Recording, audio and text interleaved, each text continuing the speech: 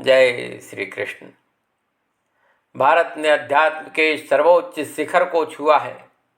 यह शिखर है अद्वैत, जो सृष्टि को ईश्वर की कृति नहीं वरन अभिव्यक्ति मानता है। ज्ञान शिरोमणि अष्टावक्र जी ने अद्वैत को ही प्रतिष्ठित किया। अतः अष्टावक्र गीता अद्वैत वेदांत का एक महत्वपूर्ण ग्रंथ रत्न है। जिस प्रकार श्रीमद् भगवत गीता में अर्जुन प्रश्न पूछते हैं और भगवान श्री कृष्ण उत्तर देते हैं, उसी प्रकार अष्टावक्र गीता में मुमुक्षु राजा जनक प्रश्न पूछते हैं और अष्टावक्र जी उत्तर देते हैं। अष्टावक्र गीता को समझने से पहले हम ऋषि अष्टावक्र के बारे में संक्षिप्त परिचय ले लेते हैं। महाभारत के 132वें और 133वें अध्यायों में ऋषि अष्टावक्र की जीवन कथा का वर्णन आता है। प्राचीन काल में एक महर्षि थे अरुणि उद्दालक। उन्होंने अपनी कन्या सुजाता का विवाह अपने शिष्य कहोड़ से किया। ऋषि कहोड़ वेद शास्त्रों के ज्ञाता थे। विवाह के उपरांत सुजाता जब गर्भवती हुई तो उसका गर्भस्थ शिशु अग्नि के समान तेजस्वी था। एक दिन ऋषि कहोड़ स्वाध्याय कर रहे थे तो गर्भस्थ शिशु ने कहा, पिताजी आप प्रतिदिन वेद पाठ करते हैं, फिर भी आपका यह अध्ययन भली प्रकार शुद्ध उच्चारण युक्त नहीं।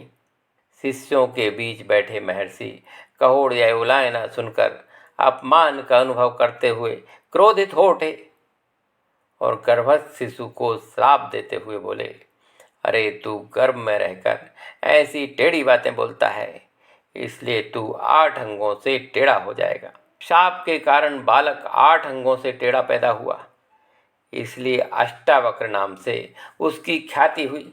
लेकिन बच्चे के जन्म के पूर्व ही प्रसव काल के समय ऋषि कन्या सुजाता ने अपने पति कहोड़ से कहा, बालक के जन्म के समय धन की आवश्यकता होगी। तब धन प्राप्ति के उद्देश्य से ऋषि कहोड़ राजा जनक के दरबार में गए, लेकिन वहाँ राज पंडित बंदी से उन्हें शास्त्रार्थ करना पड़ा।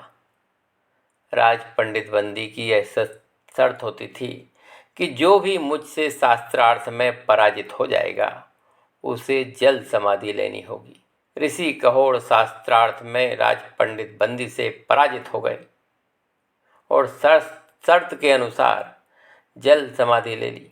महर्षि उद्दालक को जब यह पता चला तो उन्होंने अपनी पुत्री सुजाता को सब कुछ बताकर कहा, बेटी अपने होने वाले बच्चे से यह वृत्तांत सदा गुप्त ही रखना।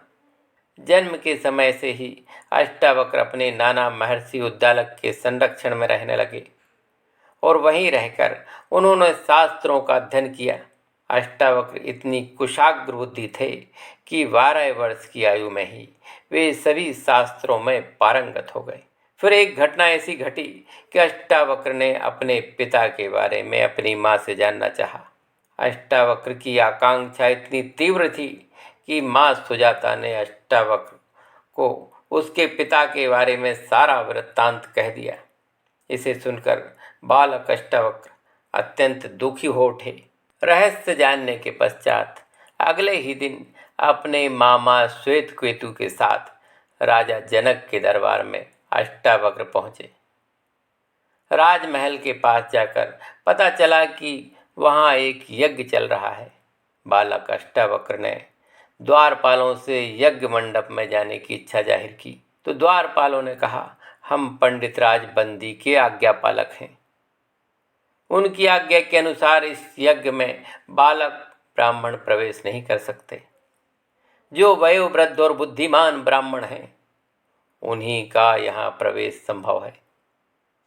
द्वारपाल की बात सुनकर अष्टावक्र ने कहा कि हमने ब्रह्मचर्य का पालन किया है, हम वेदों के प्रभाव से भी संपन्न हैं। अवस्था में बालक होने के कारण ही किसी ब्राह्मण का अपमान करना उचित नहीं। बालक की बातें सुनकर द्वारपाल उन्हें राजा जनक से मिलने के लिए ले गया। राजा जनक के दरबार में अनेक विद्वान विराजमान थे। जैसे ही अष्टावक्र राज दरबार में पहुंचे, सभी विद्वान उन्हें देखकर हंस पड़े अष्टावक्र के 8 अंग टेढ़े थे, पीठ पर कुबड़, लकड़ी के सहारे चलते थे। सभी को हंसता देख अष्टावक्र भी जोर जोर से हंसने लगे। सारे विद्वान चुप हो गए। तब राजा ने ऋषि अष्टावक्र से पूछा, ब्राह्मण कुमार, इन सबके हंसने का तो कारण मुझे मालूम होता है, लेकिन आप क्यों हंस पड़े?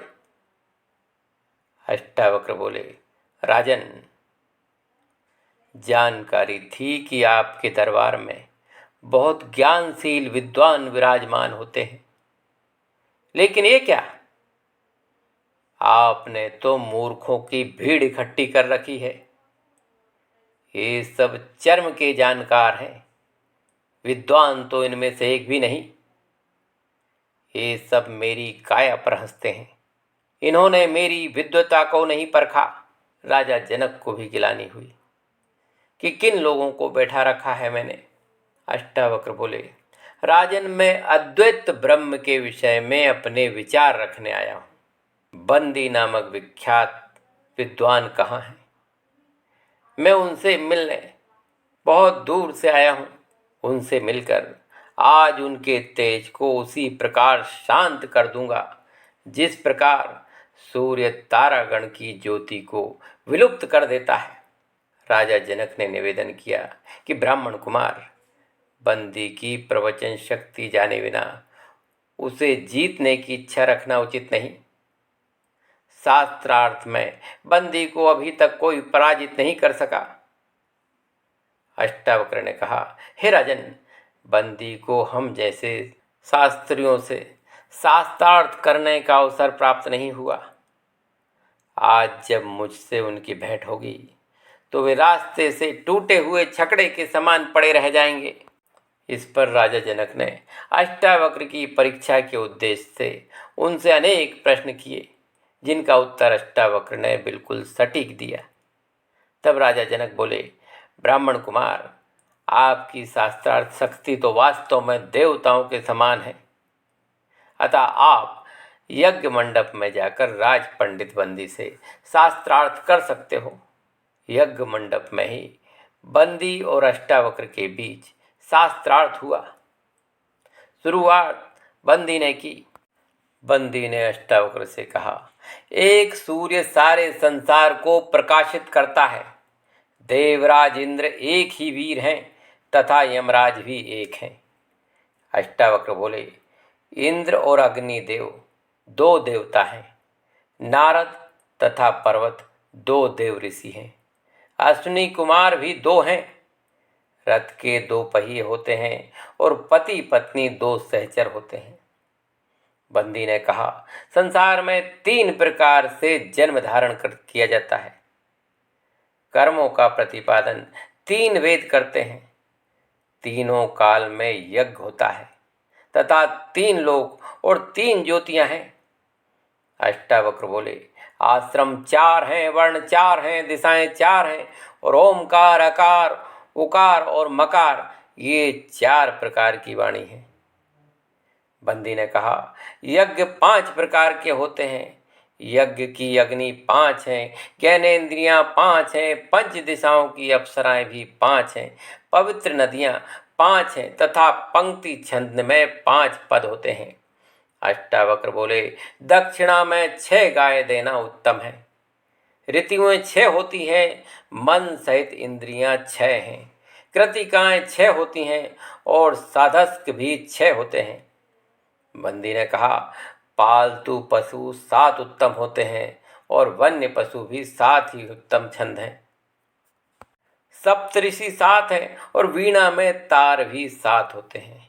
अष्टावक्र बोले, 8 वसु हैं तथा यज्ञ के स्तंभक कोण भी 8 ही होते हैं। बंदी ने कहा, पितृयज्ञ में समिधा 9 छोड़ी जाती हैं, प्रकृति 9 प्रकार की होती है तथा बृहति छंद में अक्षर भी 9 ही होते हैं। अष्टावक्र बोले, दिशाएं 10 हैं, तत्वज्ञ 10 होते हैं, बच्चा 10वें माह में जन्म लेता है और दहाई में भी 10 अंक होते हैं। बंदी ने कहा, 11 रुद्र हैं, यज्ञ में 11 स्तंभ होते हैं और पशुओं की 11 इंद्रियां होती हैं। अष्टावक्र बोले, 12 आदित्य हैं, 12 दिन का प्रकृति यज्ञ होता है। जगती छंद में 12 अक्षर होते हैं और वर्ष भी 12 मास का होता है। बंदी ने कहा, त्रयोदशी उत्तम होती है, पृथ्वी का पर 13 दीप है। इतना कहते कहते बंदी श्लोक की अगली पंक्ति भूल गए और चुप हो गए। इस पर अष्टावक्र ने श्लोक को पूरा करते हुए कहा, वेदों में 13 अक्षर वाले छंद अति छंद कहलाते हैं और अग्नि, वायु तथा सूर्य तीनों 13 दिन वाले यज्ञ में व्याप्त होते हैं। इस प्रकार शास्त्रार्थ में बंदी पराजित हुए। अष्टावक्र ने कहा, राजन, यह हार गया है, अतएव इसे अपना प्रायश्चित स्वयं करना चाहिए। बंदी ने कहा, मैं वरुण देव का पुत्र हूँ और मैंने सभी हारे हुए ब्राह्मणों को जल समाधि के द्वारा अपने पिता के पास भेज दिया है। वहाँ एक 12 वर्षीय यज्ञ चल रहा था जो अब संपन्न हो चुका है। मैं अभी उन सभी को बुलाता हूँ। बंदी द्वारा परास्त जल समाधि लेने वाले समस्त ब्राह्मण सहसा राजा जनक की यज्ञशाला में प्रकट हो गए। राज पंडित बंदी ने अनंत काल के लिए जल समाधि ले ली। तदुपरांत कहोड़ ऋषि ने अपने पुत्र अष्टावक्र को संगमा नदी में स्नान करवाया, इसलिए उनके सारे अंग सीधे हो गए। तो यह थी अष्टावक्र की प्रारंभिक कथा। कुछ समय पश्चात राजा जनक ने आत्मज्ञान प्राप्त करने के उद्देश्य से ऋषि अष्टावक्र से निवेदन किया कि वे कुछ दिन राजमहल में रहकर उन्हें उपदेश दें, जिससे उनके मन के संदेह दूर हो सकें। ऋषि ने राजा जनक की प्रार्थना स्वीकार कर ली। उस अवसर पर राजा जनक और ऋषि अष्टावक्र के बीच जो प्रश्नोत्तरी हुई उसे अष्टावक्र गीता के नाम से जाना जाता है। दोस्तों, ध्यान दीजिए, यदि आप अष्टावक्र गीता को जानना चाहते हो, समझना चाहते हो, उसके श्रवण का आनंद लेना चाहते हो, तो चैनल को सब्सक्राइब अवश्य कर लीजिए। इसी चैनल पर हम अष्टावक्र गीता को छोटे छोटे पार्ट्स में बड़े ही सरल शब्दों में प्रस्तुत कर रहे हैं। साथ ही ध्यान दीजिए, भगवत गीता जिसको भी सुनना हो, समझना हो, जानना हो, तो इसी चैनल पर उपलब्ध है। भगवत गीता के सारे 18 अध्याय और प्रत्येक श्लोक का अर्थ इसी चैनल पर उपलब्ध है। तो चैनल को सब्सक्राइब अवश्य कर लें। जय श्री कृष्ण।